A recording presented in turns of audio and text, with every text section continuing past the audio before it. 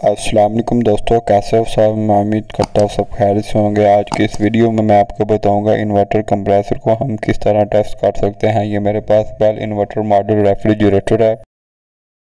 ये जो फ्रिज है ये हमारी पेल कंपनी की फ्रिज है। इसकी जो परफॉर्मेंस है ये बहुत ही अच्छी कूलिंग देती है। ठीक है, इसमें जो फॉल्ट ये है कि इसके अंदर जो कंप्रेसर लगा हुआ है वो भी ख़राब है। इसके अलावा जो पीसीबी किट है वो भी ख़राब है। हमने ये टेस्ट करना है कि एक साथ दोनों चीज़ें कैसे ख़राब हो सकती हैं। आपने सारी इसकी स्पेसिफिकेशन तो देख ली होंगी। इस फ्रिज को मैं ऊपर वाला खाना आपको दिखा रहा हूँ। इसके अलावा जो रेफ पोर्शन है वो भी आपको दिखा देता हूँ। ठीक है, किस तरह का इसके अंदर थर्मोस्टेट लगा हुआ है। थर्मोस्टेट हमारा बिल्कुल जो नॉर्मल थर्मोस्टेट लगा होता है वही है इसमें। इन्वर्टर फ्रिज में जो आजकल थर्मोस्टेट आ रहा है वो सेंसर वाला थर्मोस्टेट आ रहा है। वो पीसीबी किट के साथ उसका कनेक्शन होता है। ये बिल्कुल सादा थर्मोस्टेट है। ये इसकी जो बैक साइड पे वायरिंग डायग्राम है, मॉडल नंबर है, वो मैंने आपको दिखाया है।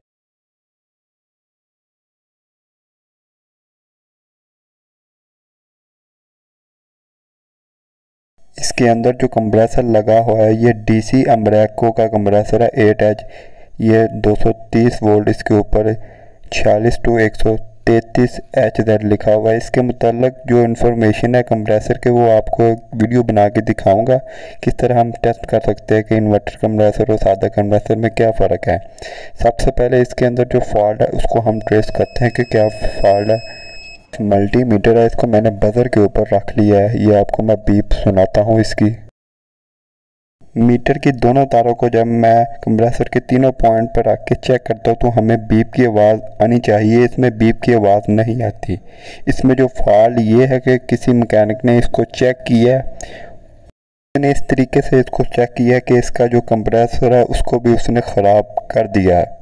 किस तरीके से उसने कंप्रेसर को ख़राब किया है वो मैं आपको दिखाता हूँ। किस चीज़ के साथ उसने कंप्रेसर को ख़राब किया। उसने ये जो रिले होती है ना हमारी, ठीक है, इसको डायरेक्ट लगा कर चेक किया है। इसके अलावा जो इसके बाद जो ये कैपेसिटर होता है, ठीक है, जिसके हम साथ कंप्रेसर को झटका दे के स्टार्ट करते हैं, इन दोनों के साथ उसको ना ट्राई दिया है। ये इन्वर्टर कंप्रेसर है, ये इसके साथ तो इसकी वाइंडिंग ख़राब हो गई है।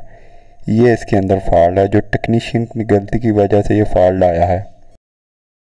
कंप्रेसर के ऊपर आप वाज़ह दे सकते हैं इसके जो हर्ट्ज़ हैं 46 to 133 हर्ट्ज़ हैं। ठीक है, इसके अलावा जो इसने टेक्नीशियन ने गलती की है वो ये की है कि R134A ऊपर लिखा हुआ था। उसने ये समझा कि इन्वर्टर जो कंप्रेसर है उसमें R600 डलेगी।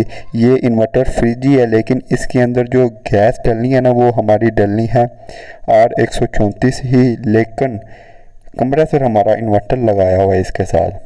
डिटेल वीडियो मैं बनाऊंगा जिसमें इन्वर्टर कंप्रेसर की पहचान और सादे कंप्रेसर की जो पहचान है वो सारी एक प्रॉपर वीडियो बनाऊंगा जिसमें सब कुछ बाकायदा दिखाऊंगा आपको।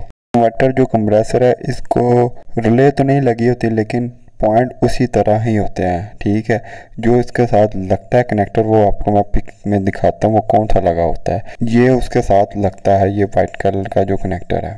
ये जो रिले है इसको उसने कंप्रेसर के साथ लगाया, कैपेसिटर का झटका दिया है, वो ट्राई करता रहा लेकिन कंप्रेसर हमारा नहीं चला, जिसकी वजह से हमारा किट के साथ साथ कंप्रेसर भी ख़राब हो गया। फॉल्ट इसमें किट का था।